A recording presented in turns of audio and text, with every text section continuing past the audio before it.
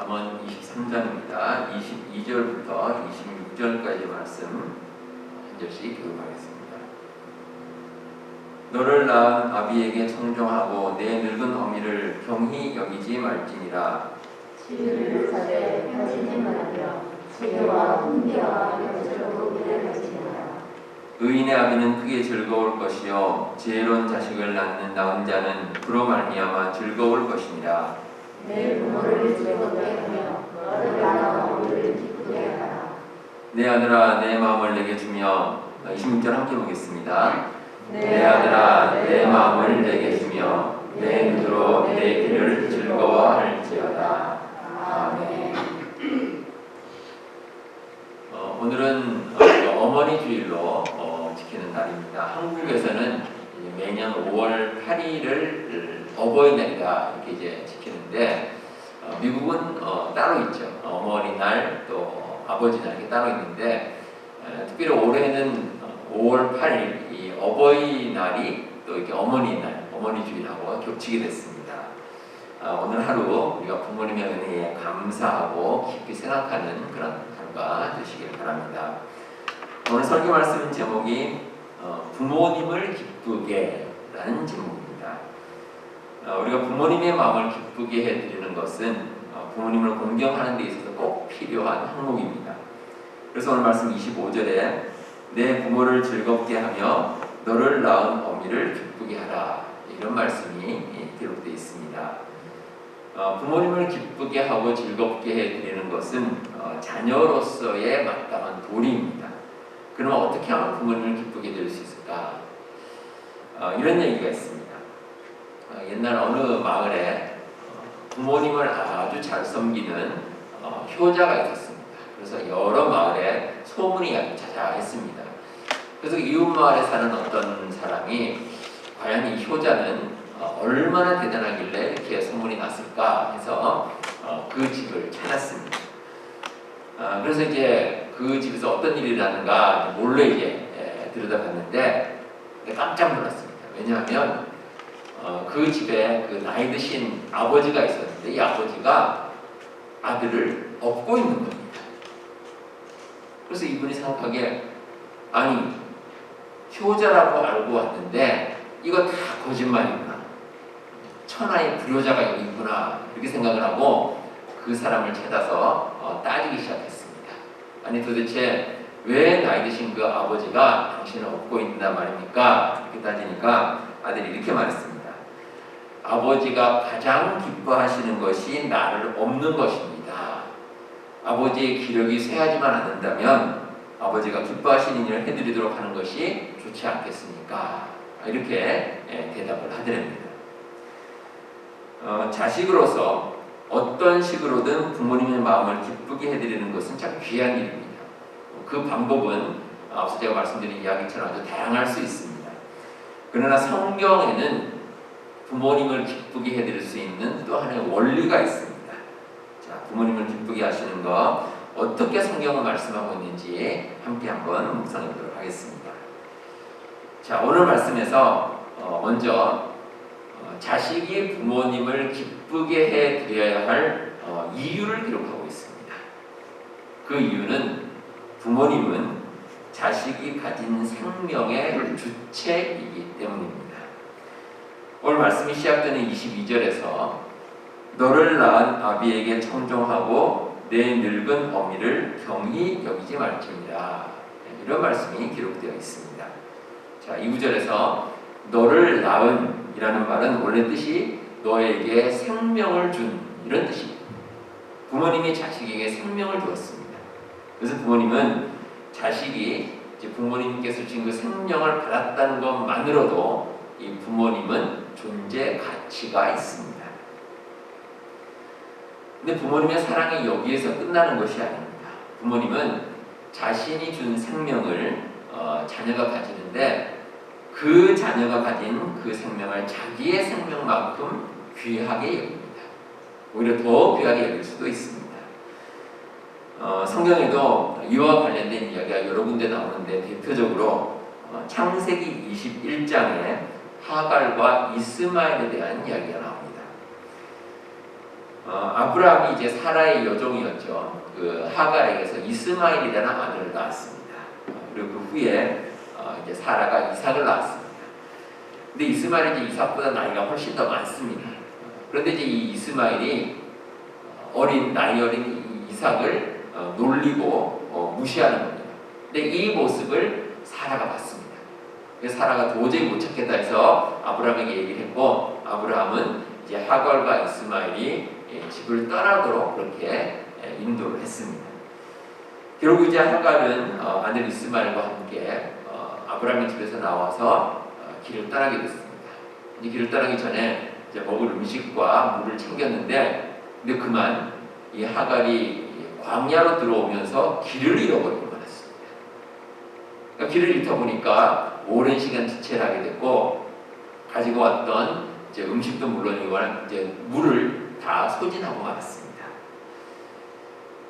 그래서 결국은 이 하갈이 이스마엘을 그 덤불 아래에 이제 눕혀놓고, 그리고 겨우 햇볕만 피하도록 하는데 이 도저히 방법이 없습니다. 이스마엘이 이제 죽기 직전입니다. 그때 이제 하갈이 소리를 내어서 통곡을 합니다. 이 아이가 죽는 것을 참아 보지 못하겠노라. 통곡을 합니다. 이 하갈의 힘으로서는 광야에서 이 이스마엘을 살릴 수 있는 방법이 없습니다. 그러니까 자기가 자식이 죽어가는 모습을 보고 자기 모든 슬픔을 다 이제 토해내는 겁니다. 근데 바로 이때 하나님의 사자가 하갈에게 나타나셨습니다. 하나님께서 고통스러워하는 그 하갈과 이스마엘의 음성을 들으셨던 겁니다. 그 기도를 들으시고 하나님께서는 하갈의 눈을 밝히셔서 샘물을 보게 하셨습니다. 그리고 하갈과 이스마엘이 다시 살아갈 수 있도록 하나님께서 길을 열어주셨습니다.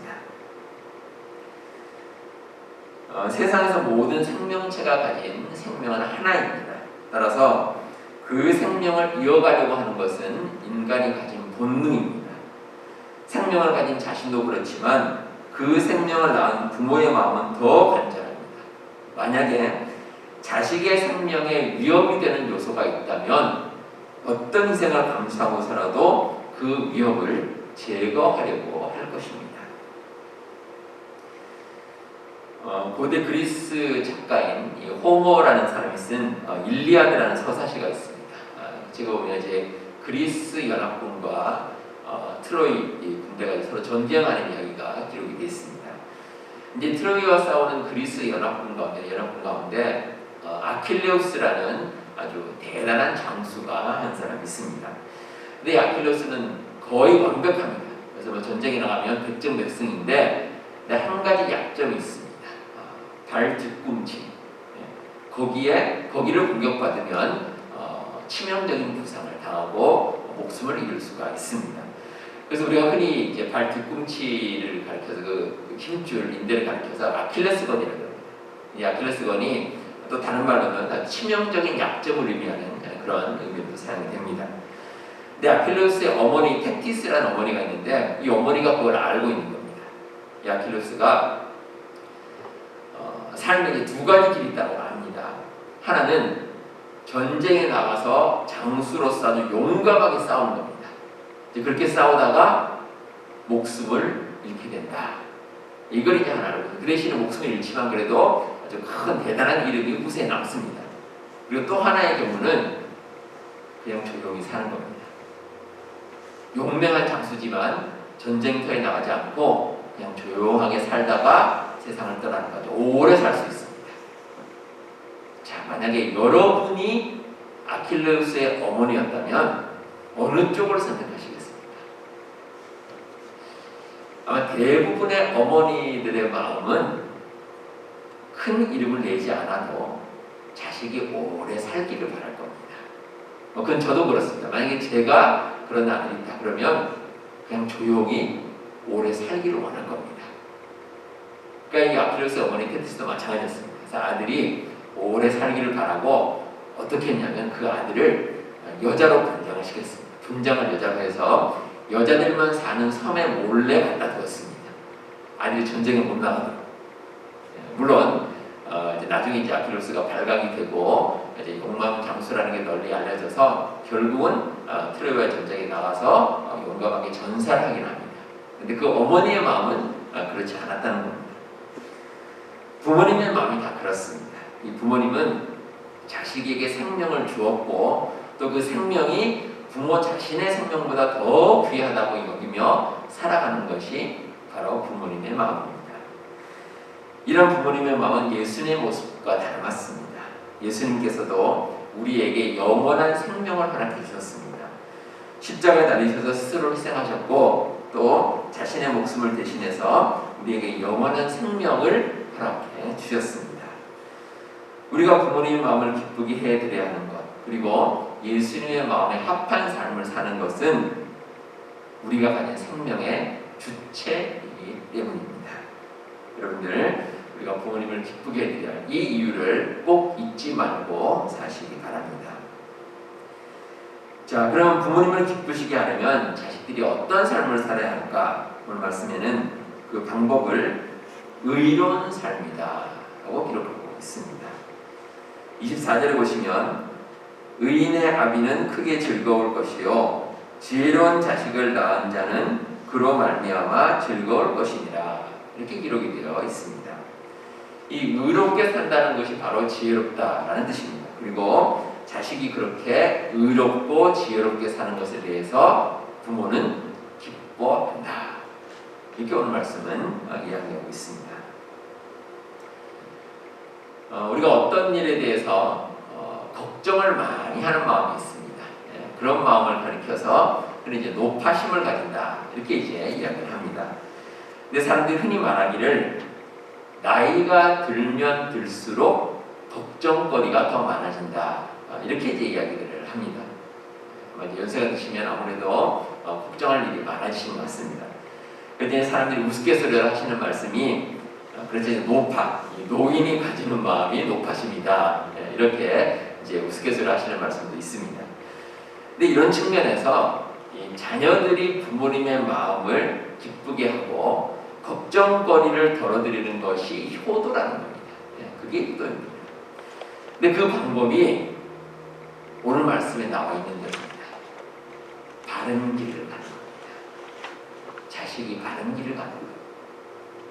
어긋난 길을 가는 것이 아니라 하나님의 뜻에 따라 바른 길로 가는 것, 이게 바로 부모님의 걱정거리를 덜어드리고 부모님을 기쁘시게 해드리는 방법이라는 겁니다. 사람이 걱정해서 자유롭지 못하는 이유는 욕심 때문입니다. 우리가 욕심을 부리면 우리의 눈이 어두워집니다. 도덕적으로 그렇고 법적으로도 그렇고 우리가 할 수 없는 것을 자꾸 하려고 하고 또 그런 일을 하다 보면은 부모님의 마음에 걱정, 의심을 끼쳐드리는 그런 일이 생길 수가 있습니다. 사람들과의 관계도 그렇습니다. 우리가 누군가 관계를 맺을 때 우리 마음 가운데 있는 욕심, 이 잘못된 욕심이 드러나면 그 관계가 망가집니다. 가족이라고 해서 예외가 아닙니다. 가끔 뉴스에 보시면 왜 그 재벌가에 있는 속한 이제 사람들이 그 재산 문제 때문에 서로 다투는 모습, 이런 모습을 볼 때가 있습니다. 그런 뉴스를 우리가 접할 때가 있습니다. 근데 이 변호사분들의 말씀에 따르면 재벌들만 그런 게 아니라 일반 그 사람들도 그렇답니다. 그래서 심지어 어떤 경우도 있냐면 한 100만 원 정도, 그 정도의 다툼 때문에 변호사비를 500만 원 이상을 지불한답니다.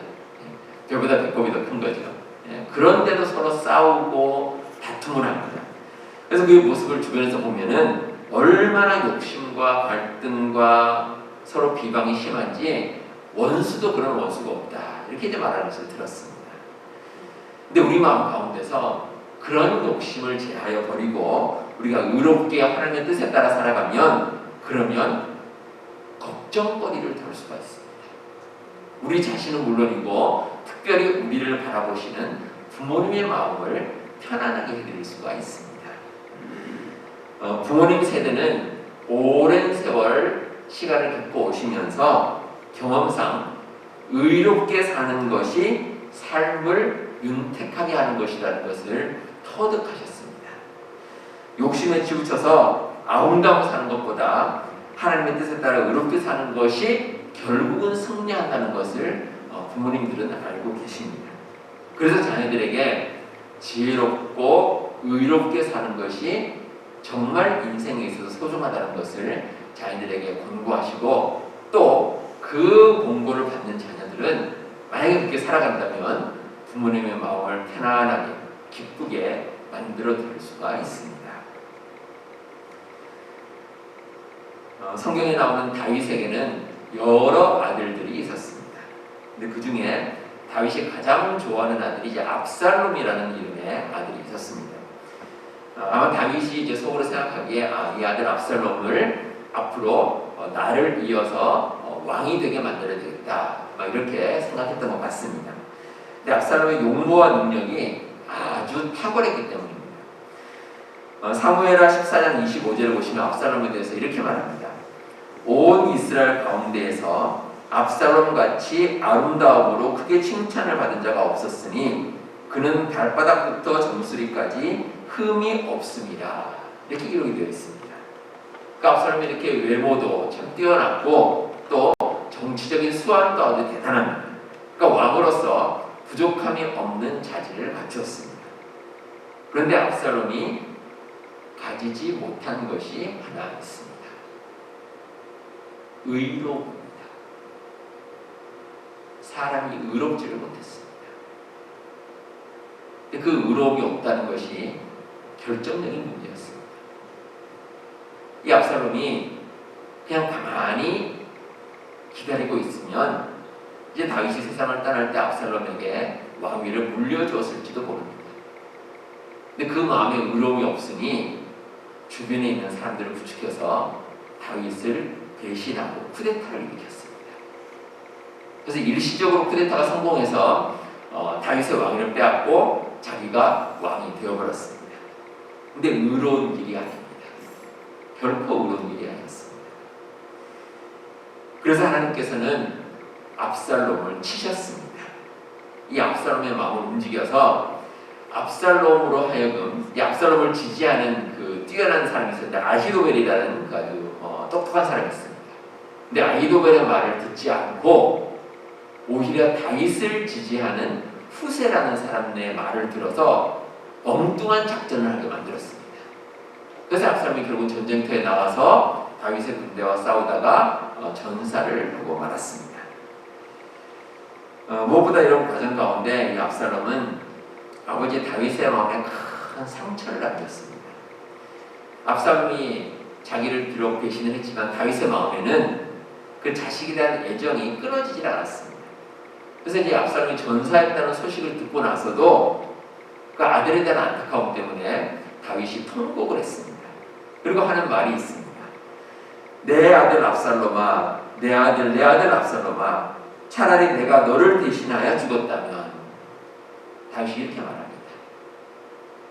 다윗은 자기를 죽이려고 했고 자기를 배신해서 반역을 일으킨 이 압살롬에 대해서도 차라리 내가 죽었으면, 이러한 말로 애정을 표시하는 겁니다.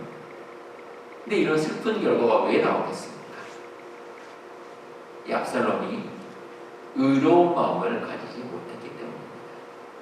의롭지 않았기 때문에 결국은 자기 자신의 인생도 파멸의 길로 갔고 또 아버지 다윗의 마음을 그렇게 아프게 만들었다는 겁니다. 자식이 부모의 마음을 기쁘게 하는 것은 일단 의로운 마음을 가지고 사는 것, 정말 중요하고요. 또 한 가지는 부모님을 닮은 삶을 살아가는 것입니다. 말씀 26절에 보시면 내 아들아 내 마음을 내게 주며 내 눈으로 내 길을 즐거워할지어다, 이렇게 기록이 되어 있습니다. 이 말씀을 세번역 성경으로 보시면 이렇게 나옵니다. 내 아이들아 나를 눈여겨보고 내가 걸어온 길을 기꺼이 따라라, 이렇게 말씀하고 있습니다. 그러니까 부모가 자식에게 말하는데 내가 가는 길을 그대로 따라오면 좋겠다, 이런 뜻입니다. 부모가 살아온 삶을 참고해서 그렇게 살라는 것이 부모님으로서의 권면의 말씀입니다. 그러면 자식들도 형통하고 부모의 마음을 기쁘게 할 수 있다는 겁니다. 이스라엘 사람들은 이 부모를 하나님의 대리자로 생각하는 경향이 있습니다. 하나님을 대신한다는 뜻이 아니라 하나님께서 주시는 말씀이 부모를 통해서 자식에게 전달이 된다는 겁니다. 그래서 자녀들이 부모를 통해서 전달이 되는 하나님의 말씀을 잘 받고 또 부모님을 닮은 삶을 살아가면 그러면 그 모습이 부모에게 큰 기쁨이 된다라는 뜻입니다.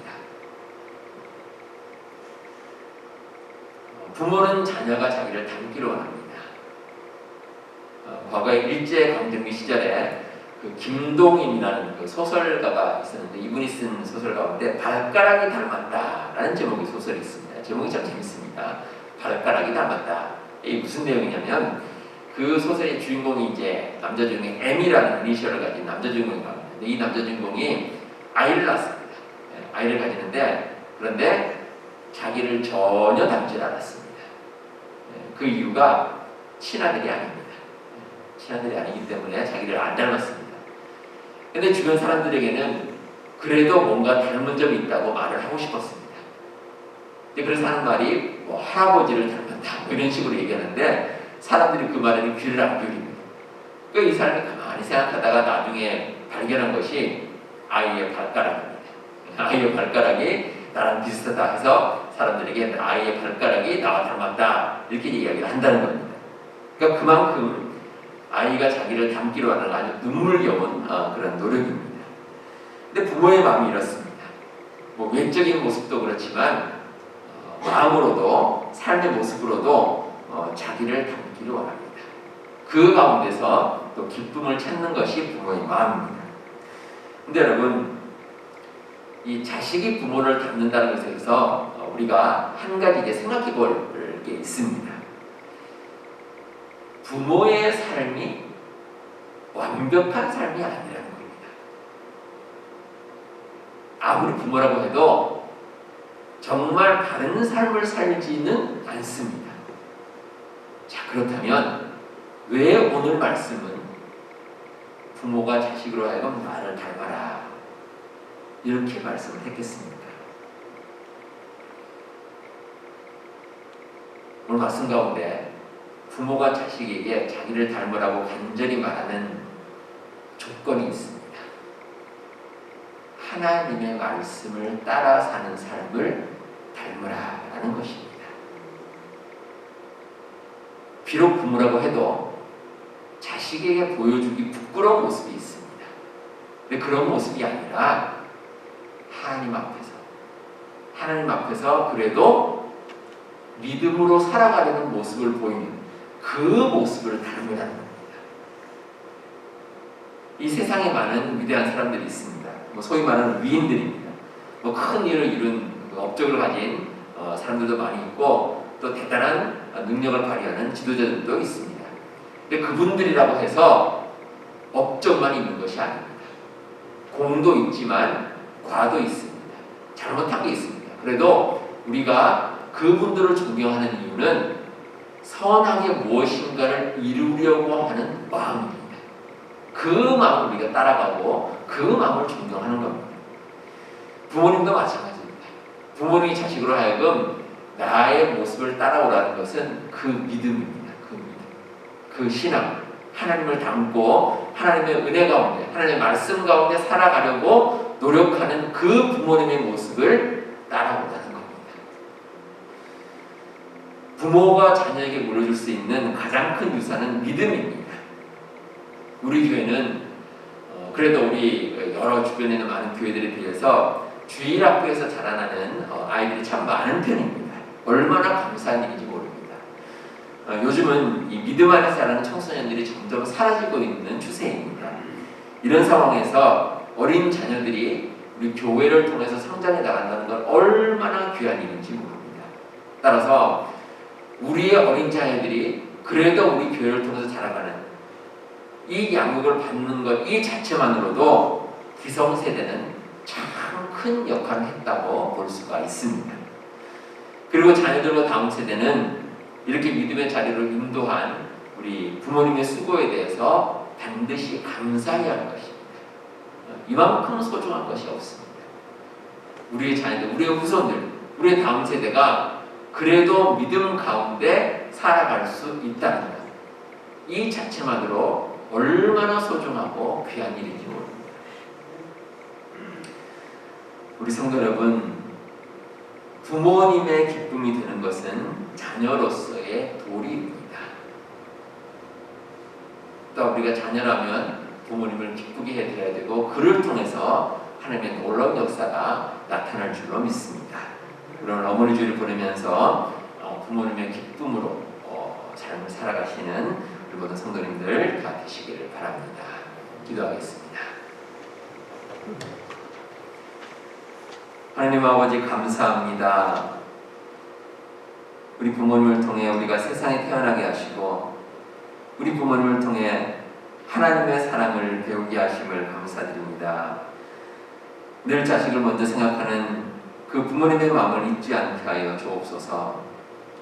그래야 부모님께 감사하는 마음으로 살게 하시고 부모님의 기쁨이 되는 자녀가 되게 하여 주시옵소서. 우리 아프게 연로하신 어르신들 위해 기도합니다. 한평생 귀하게 살아오신 우리 모든 어르신들의 삶 가운데 우리 하나님께서 함께 하여 주셔서 이 땅에 사는 날 동안 영육간에 강건하게 하시고 행복을 누리며 사는 삶이 되게 하여 주시옵소서. 예수님 이름으로 기도하옵나이다. 아멘.